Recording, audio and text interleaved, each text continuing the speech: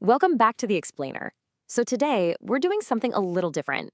We're taking a fearless look at Susie Bright's absolutely thought-provoking book, Full Exposure.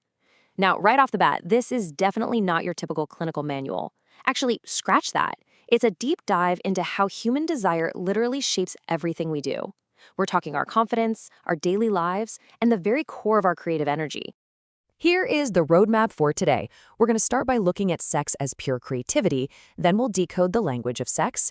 After that, we'll tackle the whole pornography versus erotica debate, the trap of titillation, this idea of the fear of ugliness, and finally, breaking down some seriously outdated gender rules. Okay, let's dive right into section 1, sex as creativity, moving beyond the physical act. The text hits us with this fantastic idea right away. Susie Bright says, "There is no such thing as a person without an erotic story." Think about that for a second. When we really look at our personal erotic identity, it's kind of like a motion picture of our creativity. Owning that story reveals our deepest imagination, our willingness to take risks, and our attraction to truth. So, how does all this energy actually show up in daily life? Well, the book points out that this holistic rush fuels our everyday ambitions. It's the exact same drive, whether you're, painting classic Renaissance art, writing a brilliant chapter in a book, or, believe it or not, just cooking a fantastic meal, or going all out in a game of basketball. It's a creative rush that doesn't leave us exhausted. Instead, it powers our greatest achievements.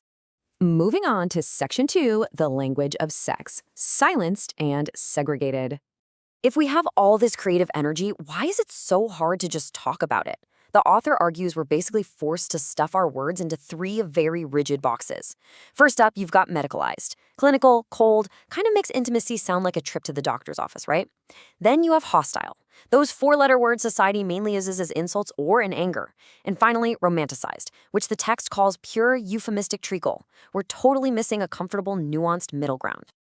So what's the fix? Well, the first absolutely crucial step to breaking out of this vocabulary bondage is reclaiming our language. By taking back these controversial words, we can stop hiding behind polite little illusions. It lets us actually speak about our bodies without the shame, bringing an equal-minded style to how we express ourselves.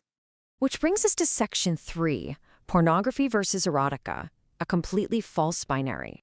The crucial point here is summed up perfectly by author John Preston. He says the difference between pornography and erotica is packaging. Wow.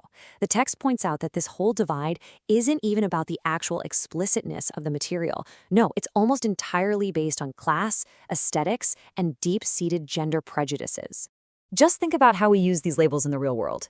Erotica is usually packaged for girls. It belongs in a museum. It's soft. It's ethereal, aimed at older demographics like boomers. But pornography? That's labeled for boys. Hidden away in the underwear drawer. It's visceral, marketed to Gen X and younger crowds.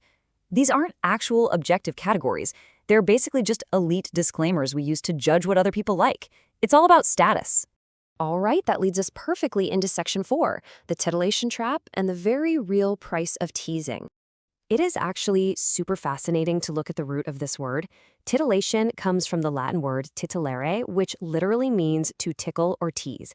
And honestly, that is exactly what mainstream advertising does to us. It constantly tickles our senses, using the promise of sex to sell everything from cars to clothes, while intentionally withholding any real human connection. It's selling a totally phony promise. It uses sex as a cheap gimmick, like a carnival act that shuts people out based on brand names and status. The author explains that the real payoff in this kind of commercial advertising just requires you to pay and pay and pay to join the party. And where does it leave you? Completely empty and spiritually and erotically hungry. Now into section 5, the fear of ugliness, or as the text brilliantly calls it, the anti-erotic migraine. There is a massive sociological double standard happening here. For women, society treats ugliness as an attack on her fundamental value and her femininity, forcing this exhausting, constant self-surveillance. But for men, ugliness, which in this context means exposing intense or unpolished desires, is framed as an attack on his character. It exposes weakness and degrades his masculine authority. But here's the thing, both of these standards are deeply rooted in fear, not reality. Moving right along to section 6, breaking gender rules and leaving the cages. We get handed these incredibly strict roles practically from birth. The nice girl gets rewarded for innocence, playing with baby dolls, just general passivity. Meanwhile, the real man is rewarded for toys that crash and go boom, right? But in the process, he is actively denied the absolute treasures of nurturing and tenderness. The source even points out how adult art fairs, filled with innocent imagery marketed to women, reinforce these infantile roles, while simultaneously telling men they aren't allowed to be vulnerable. But the author pushes back hard on this, insisting that we are a holistic combination. Guys can absolutely be tender love bunnies while still having raging desires. No way around it. And women, they can have powerful adult appetites and take real sexual initiative. If we want to fully claim who we are, we have to stop segregating our feelings and just break these cages wide open. And that brings us to the conclusion of our explainer, Roll Your Own Erotic Manifesto. Ultimately, the author's call to action is about opening up. It's like shaking off that heavy societal shame and blooming into full exposure of your true self, totally unapologetically. You've got to recognize that deep, undeniable link between your creative soul and your erotic identity. So as we wrap up today's explainer, I want to leave you with the exact question this book asks of all of us. What is your erotic story? It's time to ditch the labels, ignore the commercial teasing, and write your own honest rules. Thanks so much for hanging out with me on this deep dive. Now, go figure out your story.